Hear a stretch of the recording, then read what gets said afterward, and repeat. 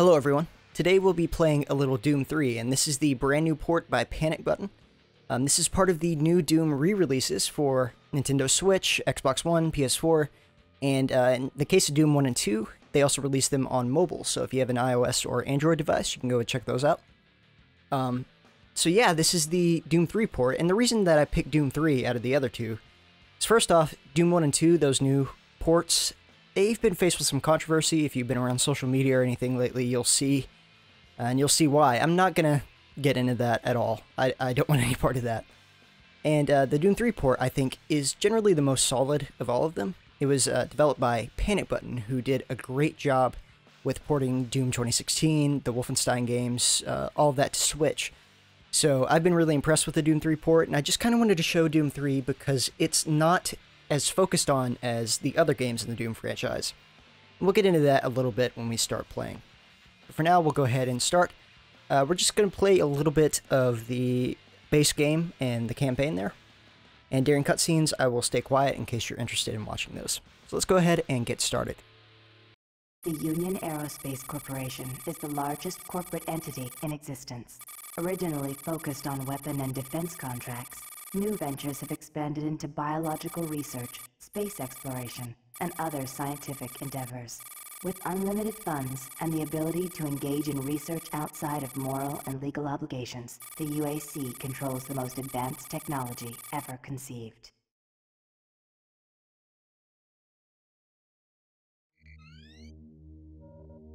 Incoming transport detected.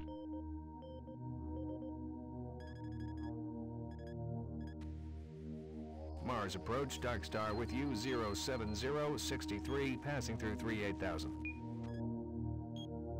Roger, Dark Star. Descend to 2000, set speed, contact ground on 26972.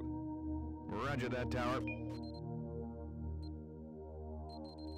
We have them on radar, sir. They'll be landing in a few moments. Excellent. See that Counselor Swan is sent directly to me. Yes, sir. Tower, Dark Star on final.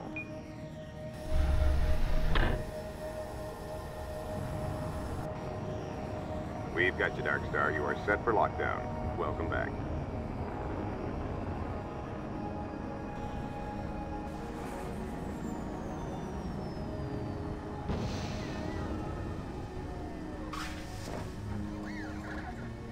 I can't believe it's come to this. I didn't want to come here. He left you no choice. True, but this is the last time. I'm tired of running damage control every time he makes a mess. Right. You're the control. And if that fails, I'm the damage. If that's what it takes, but Kruger is going to start doing things our way. Whatever you say, Counselor. Alright, so here we are. We're finally in the game. You could probably tell if you've already played some Doom games that Doom 3 is very different from the others. It was, kind of conceived by id Software as a horror remake of the original Doom. So it takes a lot of elements of that original story and kind of turns the game into a horror game. This was released in 2004, and for the time, this game was super impressive because it had, this brand new engine. There were all kinds of dynamic lights and stuff, and that kind of stuff really wasn't seen before. So this was a big, high-tech game at the time, and a lot of PCs couldn't run it, even high-end PCs. Anyway, this is the new port. It runs at a steady 60 FPS and at 1080p, I believe. So, they've kind of improved those fronts, but overall it's the same game. So yeah, this is kind of like based on the BFG edition of the game, and that was a re-release, I think it was like somewhere around 2011 through 2013. I can't remember the exact date offhand, but they, improved a few things, changed a few things, and they re-released it on PC. So yeah, a few of the changes that they made in the BFG edition, and there's debate surrounding those as well. One of those is that they added a shoulder-mounted flashlight, and in the original Doom 3, you had a, an actual flashlight that you held. And people felt that that added to the horror, side of Doom 3, because you had to manage your weapons and your flashlight separately, instead of just having a shoulder-mounted one that you could activate at any time.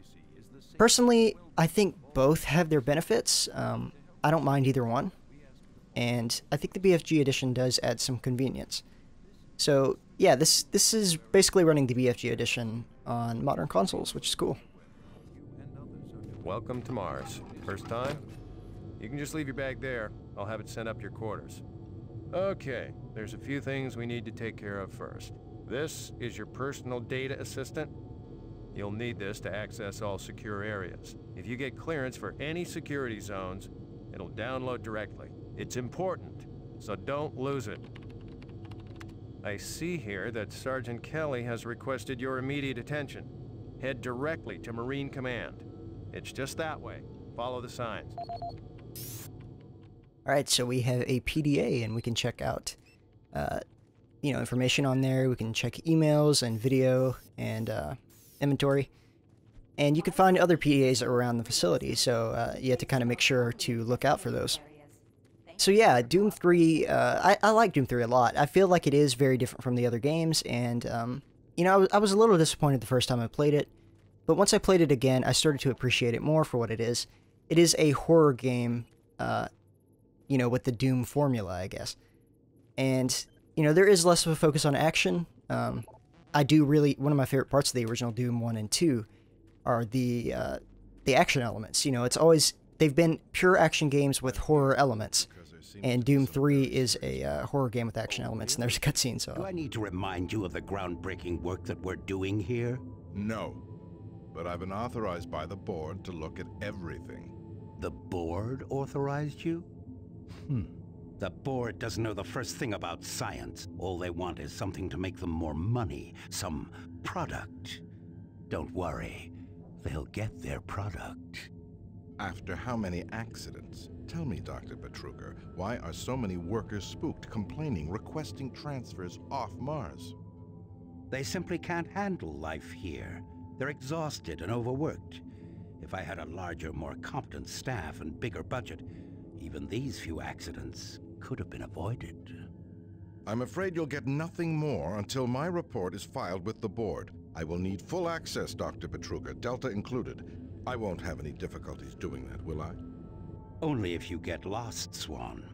Just stay out of my way. Amazing things will happen here soon. You just wait. Let's go. Yeah, speaking of cutscenes, there's a lot.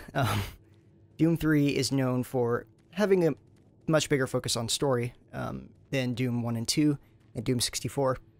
And I guess the reason for that was they wanted it to be a more horror-oriented game, and they wanted to kind of make, you know, it a bit more focused on story. There are also these little interactive screens. You can check out these interfaces and actually use like your mouse on them, which is really cool. And a lot of these interact with your PDA, a lot of them activate doors or different things around the facility, so... Yeah, all in all, you know, it is a horror take on Doom, which I feel is really interesting. You know, I mean, the situation in Doom, even though it's always been kind of silly and over the top, it would be frightening if you think about it, so... I think it's interesting that they looked at the story that way and kind of made a game based around that.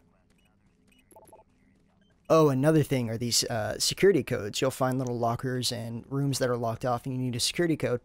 So you have to find other people's PDAs and their audio logs and stuff, listen to those, read emails, and see if you can find where they've kind of talked about those security codes or those lockers. And get those security codes so you can put them in. So that adds an element to it. I can tell there are influences from Half-Life and System Shock in this, and I think that's really interesting because Half-Life and System Shock were kind of a big deal around this time. That's scary. It's just a small part of what's to come. Took your sweet time, Marine?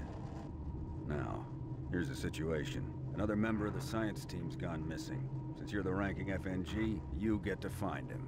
I want you to check out the old decommissioned comm facility. We heard he might be heading that way. The only way there is through the service passage under Mars City. I've programmed this sentry to guide you to the maintenance elevator. I hope you follow the sentry better than you've followed orders so far. Pick up some gear at the security checkpoint at the bottom of the elevator. Oh, and when you find him, just bring him back.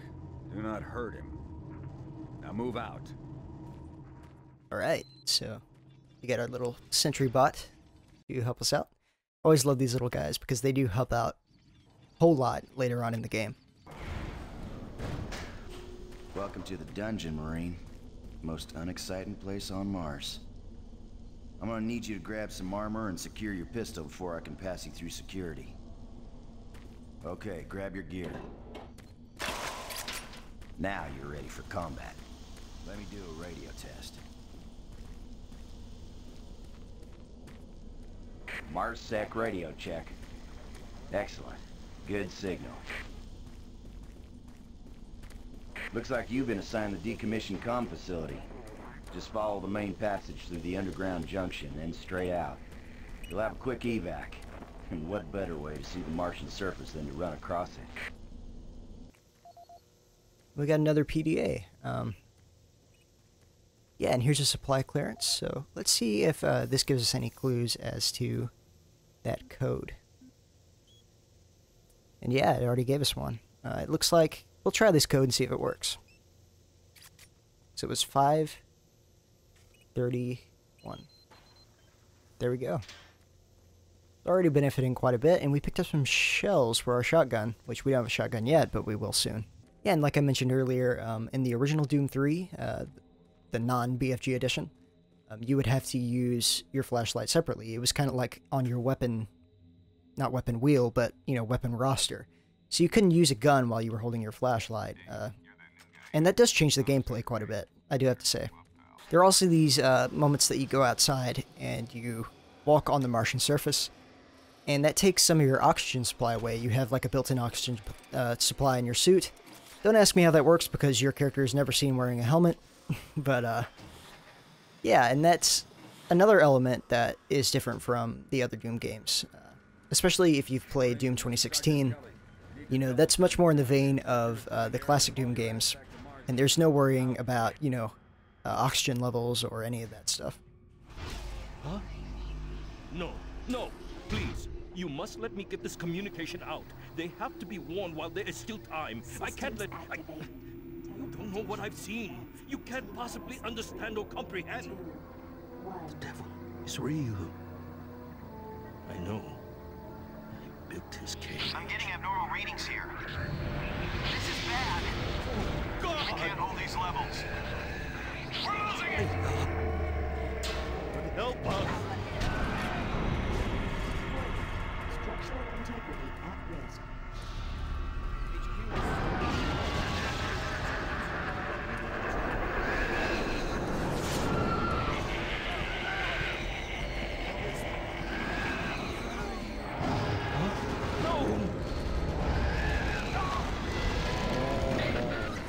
Alright, so this is the part where everything goes really bad. People start getting possessed, and those are the first enemies you come across, kind of like the original Doom. And here there are possessed security guys and Marines that you'll have to go across. And they have weapons. They don't just use hand-to-hand combat or something like a wrench. You will come across those, but occasionally you will come across soldiers and security personnel that do have guns. So you need to watch out for them, especially. And most, if not all, of the classic Doom demons are here. They have different designs, but they are here. We'll see the Imp, I think, before any of them. Doom 3 reminds me a lot of the PS1 port of Doom and Doom 64, where horror was more emphasized. I think it's just like a step further in that direction, but, you know, the gameplay was changed in Doom 3, while in Doom PS1 and Doom 64, things were still the same as far as gameplay goes. They just emphasized that horror atmosphere more. We have the shotgun, that's great. Just like the classic Doom games, the shotgun is a great weapon. They don't have the super shotgun in the base game, but they do have it in the expansion packs. I was a little disappointed that they didn't have the super shotgun in the base game, but it is what it is. So apparently those skulls, those flaming skulls, they look like the classic Lost Souls. Those are the things that are possessing the personnel here. I've always wondered why the player character was never possessed. I mean, those things kind of fly right through you at certain points.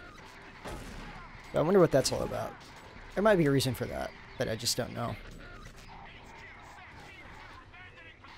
I guess that works for the original Doom games as well. There are possessed personnel and Marines and stuff in Doom 1 and 2 and 64 and all of those. But your character isn't possessed, so there's some theorizing that could be done on that front. And that was an imp. The imps move a little bit slower, I think. Yeah, they move a little slower. They do jump at you, though, which is a difference from the classic Doom games. These guys have different weapons, and we just picked one up. This is a little machine gun. As you can see, it's not the chain gun. You will pick up the chain gun later, but it does fire a lot quicker than, say, the pistol. So yeah, by this point, you probably have a pretty good idea of if you would like to try Doom 3 yourself. Sorry, I was in the middle of fighting an imp. Doom 3 is a really fantastic game. It's not your traditional Doom game, but it is, I think, a great part of the Doom franchise, and I would highly recommend playing it. This new port is a great way to do so if you're interested. But of course, they have the original version on PC and Xbox. They have the BFG edition on PC, Xbox 360, and PS3. So you can always try it out. There's all kinds of platforms it's on, and I highly recommend trying it in one way or another. And also, if you haven't played Doom, Doom is one of my favorite franchises out there. I've enjoyed every single game in the franchise. There are all kinds of ports everywhere, especially now with these new ports. So if you're interested, there are all kinds of ways to play it, all kinds of ways to try it, and it's a great franchise. I hope you enjoy playing it if you do give it a chance. Anyway, that's all for today. Thank you so much for watching, and please check into the channel pretty soon because we have a new Your Sanctuary video coming out within the next week. So that's always exciting, and I'm excited to get it out to you guys. Anyway, that's all for now.